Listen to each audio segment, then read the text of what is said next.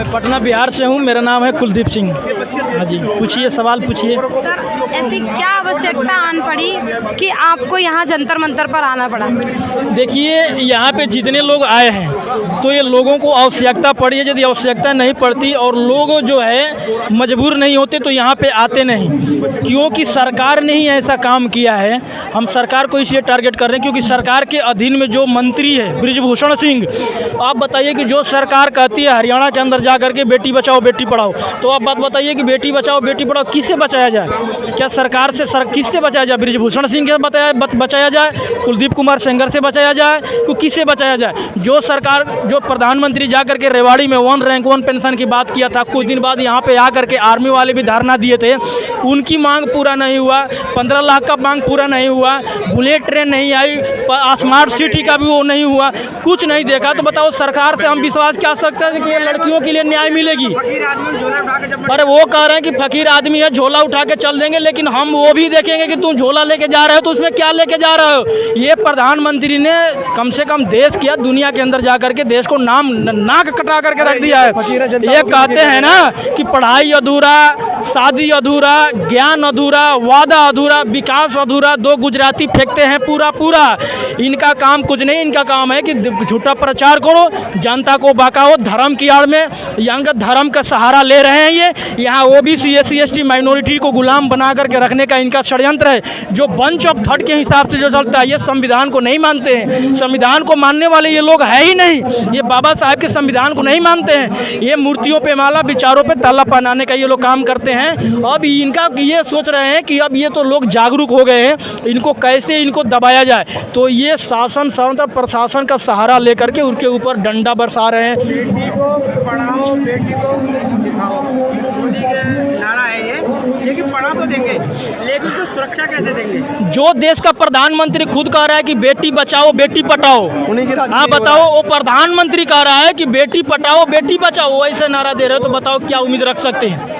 हाँ, इनसे क्या उम्मीद रख सकते हैं? देश के अंदर बताओ ऐसे ऐसे हालात हो रहे हैं, ऐसे ऐसे लोगों के ऊपर अत्याचार हो रहे हैं, ऐसे ऐसे लोगों के ऊपर जुल्म हो रहा है। हम कैसे सरकार से उम्मीद रख सकते हैं कि वो सरकार हमें न्याय देगी? बताओ, किसान आंदोलन चला था, उसको खालिस्तानी पाकिस्तानी उग्रवादी पता नहीं इन लोगों ने क्या क्या बोलने का षड्यंत्र किया।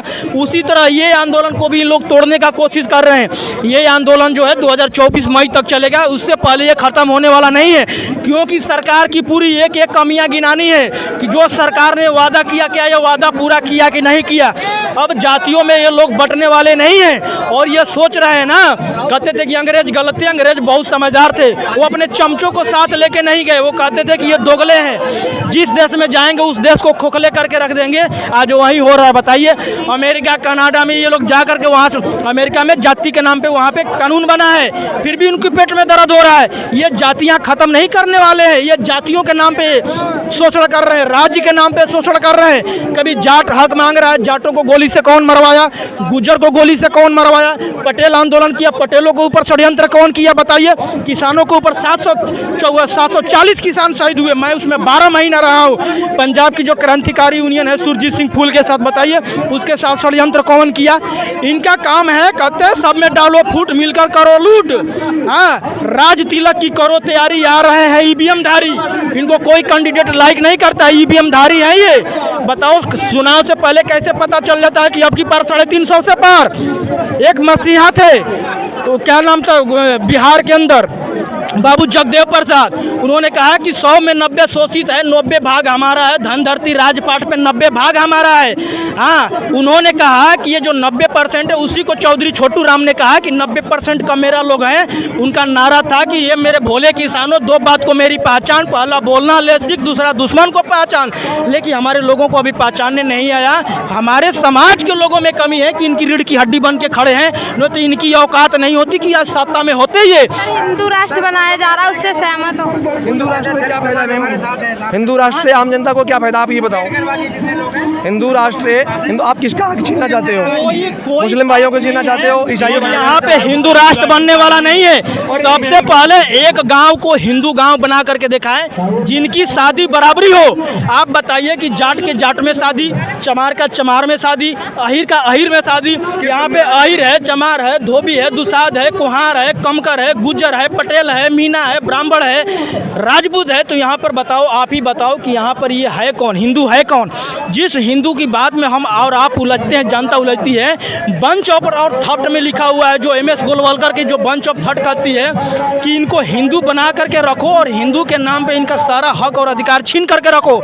और OBC SC ST के जो उसमें जो इनके कैंडिडेट हैं, जो इनके बच्चे हैं, जो पढ़े लिखे, जो इंटेलेक्चुअल हैं, जो फाइट कर रहे हैं, अपनी बहन बेटियों की शादी उन लड़कों के साथ कर दो, और ज़्यादा ये अत्याचार करे तो उनके ऊपर दहेज की मुकदमा लगा करके उनको, मतलब ऐसे ये षड्यंत्र कर रहे हैं ना। हमें धर्म आगे बढ़ने की, कामयाब होने की रास्ता दिखाता है या संविधान? देखिए, हमारे महापुरुषों ने धर्म और मंदिर की लड़ाई नहीं लड़ा था, कलम किताब की लड़ाई लड़ा था, लेकिन हमारे बच्चों को ये लोग त्रिशूल और तलवार पकड़ा रहे हैं, तो हमें इनके मुद्दा में भटकना नहीं है। ये बाबा साहेब की बात करें कि 100 दिन भेड़ और बकरियों की ज़िंदगी जीने से अच्छा कि एक दिन शेर की ज़िंदगी जिया जाए। बाबा साहेब अपने महापुरुषों की विचारधारा पे चलना है, क्योंकि यहाँ महापुरुषों, देखिए हमें अपनी जड़ को मजबूत करना है। जो लोग इतिहास से सबक नहीं सीखते हैं, वो इतिहास उन्हें सबक सिखा देता है। और देश के अंदर कुछ ऐसे ही बताओ कि देश के अंदर इतिहास का घोटाला, सबसे ज़्यादा घोटाला हुआ तो इतिहास का घोटाला हुआ। अभी बताओ कि NCERT को जो सिलेबस, न्यू एजुकेशन पॉलिसी जो लाई गया, ये हमारे और आपके, हमारे जैसे लोगों को ये पढ़ने से यहाँ पे जिस देश के अंदर स्कूल कॉलेज यूनिवर्सिटियों के बताओ छत से पानी टपकता हो, वो देश का प्रधानमंत्री जाता है तो विश्व गुरु की बात करता है। इनको सारा मानना चाहिए, चुल्लू भर पानी में डूब मरना चाहिए। ये जाते हैं मीडिया, यदि इसके साथ खड़ा है तो मीडिया है, मीडिया इसको में कुर्सियाँ खाली हो, बताओ वो पूर्ण बहुमत से कैसे आ जाता है भाई? वो आपको मैं बात बताता हूँ, पेंसिल कलम वाला जो कांसी राम थे, 411 सीट ला करके राजीव गांधी को सड़कों पे कहने कि मंडल कमीशन लागू करो वरना कुर्सी खाली करो। उनका नारा था कि वोट हमारा, राज तुम्हारा नहीं चलेगा, नहीं चलेगा। हाँ, वही बाबू जगदेव प्रसाद कुशवाहा ने कहा कि 100 में 90 शोषित है, 90 भाग हमारा है, धन धरती राजपाट पे 90 भाग हमारा है। पहली पीढ़ी के लोग मारे जाएंगे, दूसरी पीढ़ी के लोग जेल जाएंगे, तीसरी पीढ़ी के लोग राज करेंगे। अटल बिहारी वाजपेयी की सरकार आई, मैं बताता हूँ ऑन रिकॉर्ड, ये देश की जो OBC SC ST माइनॉरिटी है, इनको समझने की जरूरत है कि जब अटल बिहारी वाजपेयी प्रधानमंत्री था तो इनको ये एहसास हुआ कि यहाँ दलित पिछड़ों की भागीदारी बहुत तादाद में होने लगी, तो इन्होंने EVM मशीन को हैक करके वोट छीनने का इस्तेमाल करना उसी समय से ये लोग चालू किया। अटल बिहारी वाजपेयी ने कहा कि हमें दलित शासक नहीं, दलित सेवक पसंद है। इनका कुछ ऐसे ही षड्यंत्र चल रहा है, और इनका जो कानून चल रहा है, नगपुरिया कानून चल रहा है, ये कुछ ऐसे ही षड्यंत्र है। तो संविधान के दायरे में रह करके देखिए, जब तक हम मंदिर में कहते हैं ना कि देख कबीरा तंग रहा, मिला ना कोई मित, मंदिर मस्जिद के चक्कर में खत्म हो गई प्रीत। हमारे महापुरुषों ने कहा 1930 में त्रिवेणी संघ का नारा था कि पुनर्जन्म और भाग्यवान, इनसे निकला ब्राह्मणवाद। ब्राह्मणवाद की क्या पहचान, गिटपिट बोले करे न काम। मानववाद की क्या पहचान, ब्राह्मण भंगी एक समान। जिसमें समता की चाह नहीं वो बढ़िया इंसान नहीं, समता बिन समाज नहीं, बिन समाज जनराज नहीं। जो जमीन को जोते बोए वो जमीन का मालिक होए, राष्ट्रपति हो या भंगी की संतान, सबको शिक्षा एक समान। सबको जो शिक्षा पर जो खर्चा हो, बजट का 10वां हिस्सा हो। सबको शिक्षा दी तो नहीं जा रही है ना, राजस्थान में अभी उनका नारा था कि जो बजट पे, हाँ, शिक्षा पर जो खर्चा हो, बजट का 10वां हिस्सा हो। सबको शिक्षा, सबको काम, वरना होगी नींद हराम। सबको शिक्षा दे न सके जो, वो सरकार निकम्मी है। जो सरकार निकम्मी है वो सरकार बदलनी है। इनकी ताकत नहीं है, इनकी औकात नहीं है। इनकी औकात, एक मिनट पत्रकार महोदय जी, इनकी औकात ये है कि OBC SC ST माइनॉरिटी के हमारे जो भाई है ना, इनको भटकाया गया है।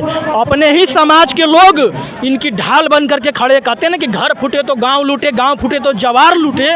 वो वाली कहावत है। अपनी जड़ को मजबूत करने की, हमारे जाट हो, गुजर हो, पटेल हो, आप बताइए कि 6743 जातियों में इन लोगों ने बांट करके रखा।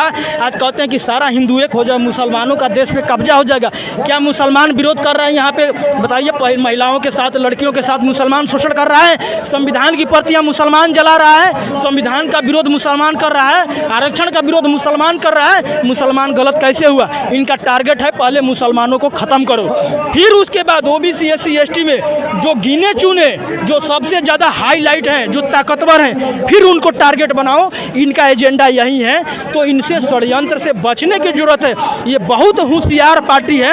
आपको मैं एक बात बता दूं कि चौधरी चरण सिंह CM और PM दोनों थे। तो जब CM थे तब कांग्रेस ने इनका बंगला तक खाली करवा दिया। तो आप ये देखिए कि कांसी राम कहते थे कि जो नायक है ना वो अपने हक और अधिकार के लिए लड़ाई लड़ते हैं, जो नालायक होते हैं ना वो अपनों से लड़ते हैं। तो हमें नालायक नहीं बनना है, समाज के लोगों को नालायक नहीं बनना चाहिए, नायक बनना चाहिए, ताकि अपने दुश्मनों से अपने हक और अधिकार की लड़ाई लड़े। ये वही, अब बताइए कि देश के वर्ल्ड चैंपियन एशियन में जो 17 मेडलिस्ट हैं, 17 में जो 16 हैं वो हरियाणा के लड़के और लड़कियां हैं, और यूपी के अंदर जो 17 ऐसे अपराधी हैं वो 17 में 17 राजपूत हैं। तो अब बताओ, योगी कह रहा है कि माफियाओं को मिट्टी में मिलाएं, तो भाई बृजभूषण सिंह को मिलाएं। कुलदीप कुमार सेंगर के ऊपर 106 मुकदमे हैं। बताओ, ऐसे ऐसे जो वहाँ पे 17 अपराधी हैं इनके ऊपर IPC। और जोगी कौन सा दूध का धुला हुआ है, प्रधानमंत्री अमित शाह, गृह मंत्री, ये कौन से दूध के, इनके ऊपर तो क्या लगता है कि बृजभूषण जी को गिरफ्तार किया जाएगा या नहीं? गिरफ्तार वो तो समझ जाइए कि वही है, ये माफ़ी मांगेंगे आकर के। ये चाहते हैं कि पहले आंदोलन को बायकाट करें, आंदोलन को दबाएं, लेकिन ये आंदोलन दबने वाला नहीं है। ये वही वाला हाल होगा जो किसान आंदोलन वाला, बाद में आकर के टीवी पर कहा कि मुझे तपस्या में भंग रह गई। अभी ये चुनाव में प्रचार में व्यस्त हैं, और सबसे पहले तो ये देखो, हम इनको नेता मानते नहीं,